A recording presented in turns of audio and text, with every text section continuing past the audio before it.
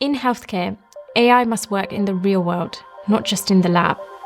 Hi, I'm Aysha, Principal AI Scientist at Newton's Tree, and in this video, we'll show you how to build a dataset that's truly fit for local performance testing. The performance of AI algorithms can vary wildly from one hospital to the next, and this can be due to a range of factors, such as variation in population, disease prevalence, and clinical practice.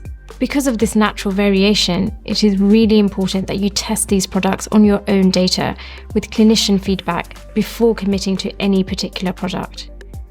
This type of AI evaluation is sometimes known as independent or local performance testing. The critical ingredient to this performance testing is a dataset that is both robust and representative. The first thing that must be established is how the AI will be used in practice. For this, you will need to define the clinical condition of interest and the clinical pathway where the tool fits. For example, identifying stroke or hemorrhage on brain CTs to help with triage or diagnosis. The data that is being used, like X-rays or lab results, the target patient population, and the healthcare setting in which it will operate. These decisions guide how you select your data and define suitable performance metrics. Next, your dataset must reflect the population and intended clinical environment where the tool will be deployed. This needs to include the range of pathologies and disease severities that the AI is intended to be used for.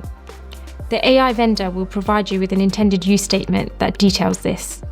You also need to ensure you have diversity in patient demographics in terms of things like age, sex, ethnicity, and comorbidities. Where appropriate, make sure you include variations in scanner types, manufacturers, and acquisition protocols. And don't forget edge cases.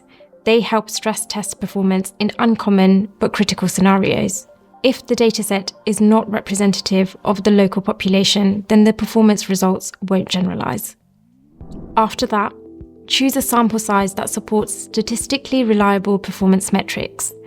Think about the metrics that matter, depending on the tool's function. If the tool be used for screening, for example, you'll likely prioritize sensitivity, especially for low prevalence conditions, which means you'll need a larger sample size.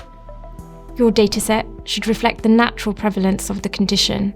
In other words, how often does the condition actually occur in the local population? You can look at historical clinical data in your own systems to confirm this information. You can also use regional data on disease prevalence. The dataset should be large enough to support subgroup analysis across age, sex, disease severity, and more.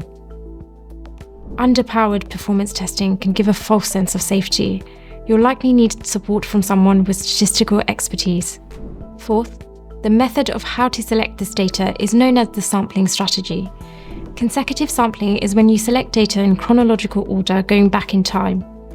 Consecutive sampling is often ideal as it captures real-world variation and avoids cherry-picking data.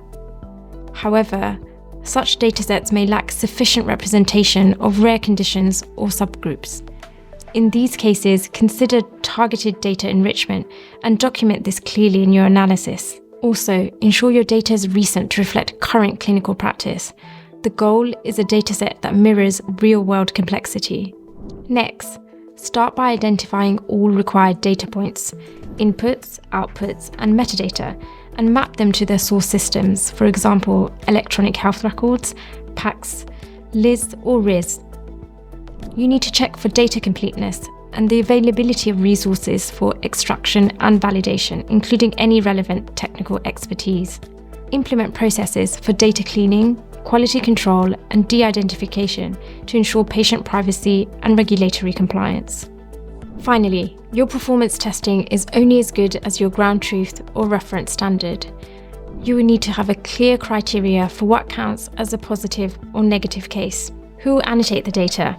Ideally, you want clinical experts with domain knowledge, and you want to use multiple annotators. A minimum of 3 is ideal. This is to ensure the reference standard reflects clinical reality and to reduce individual bias. Establish how disagreements will be resolved, either through consensus or adjudication by a senior expert, and define the level of annotation detail.